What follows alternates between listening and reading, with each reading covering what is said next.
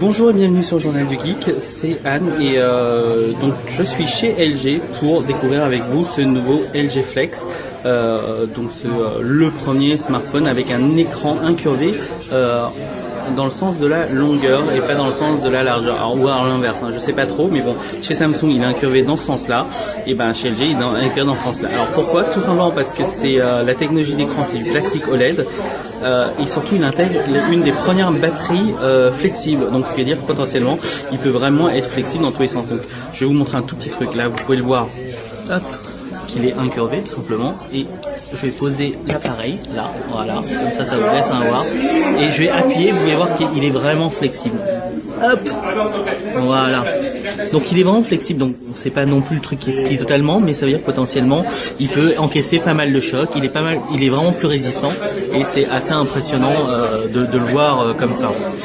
Sinon, juste pour vous donner une idée du côté incurvé, parce que je tremble un peu, là je vous le montre par rapport à un Nexus, au nouveau Nexus 5, hop là, au nouveau Nexus 5, et vous pouvez voir que c'est assez plat et c'est assez impressionnant, donc il suffit de le poser juste au-dessus. Je vais repasser encore en dessous, hop là, je remets, c'est la petite mise au point, et vous pouvez voir que c'est vraiment flexible et c'est pas mal du tout.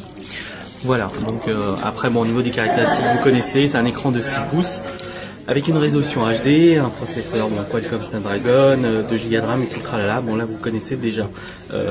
Alors maintenant la grande question c'est de savoir à qui ça s'adresse, et c'est là où c'est un peu disons que si vous n'avez jamais envisagé d'acheter un phablet, il y a très peu de chances que vous envisagez d'acheter un Flex, parce que ça reste très grand. 6 pouces, même si ça rentre dans la poche, c'est pas donné. Puis voilà. Par contre, maintenant, c'est vrai que si vous comptiez acheter un phablet, c'est vrai que le Flex c'est une solution qui est pas mal, puisque non seulement il est tout en plastique, et ce qui lui permet d'avoir un poids quand même de 177 grammes, et mine de rien, c'est environ 40 ou 50 grammes de moins que le HTC One Max par exemple. Donc c'est pas négligeable. Donc ça reste plus, plus lourd qu'un Note 3, mais c'est quand même plus léger, et surtout, alors on le verra peut-être pas dans la vidéo, mais en gros, alors attendez, je vais voir si je peux lancer une vidéo tout simplement.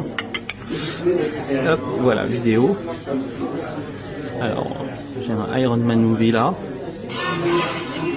Voilà. Et bon, là il est pas très bien encadré, mais en gros, le truc, c'est que quand vous avez la vidéo, on a vraiment cette sensation d'avoir un écran plus grand que le 6 pouces, et tout simplement parce qu'en fait, la courbure de l'écran suit exactement la courbure de votre œil. Alors c'est ce qu'ils nous disent, hein. Ça suit la courbure de l'œil, donc c'est pour ça qu'on a l'impression d'avoir un écran plus grand. C'est vrai que je l'avais déjà fait en test avec un 55 pouces OLED, et le 50 pouces OLED me donnait en termes d'impression l'équivalent d'un 60 ou d'un 65 pouces plat. Donc c'est pas négligeable, c'est plutôt agréable, et c'est vrai que si vous êtes vraiment un consommateur de films ou même de jeux, donc pour Real Racing par exemple, bah, ça peut vraiment le faire, c'est une bonne solution. Et bon, par contre le prix il est pas encore annoncé, mais il doit être aux alentours de 800 €, parce qu'on le trouve à environ 700 € hors taxe en Corée, c'est-à-dire qu'on le trouvera sans doute à 800 € en France. On risque d'entraîner pas mal, mais on verra d'ici là, puisqu'il sera en plus en exclusivité chez Orange avec au mois de février prochain, en 2014, donc, et pendant un mois, donc il y aura peut-être des offres avec des abonnements et tout. Dans tous les cas, c'est vraiment une bonne surprise, et ça nous donne une idée de ce que pourra être le futur des smartphones.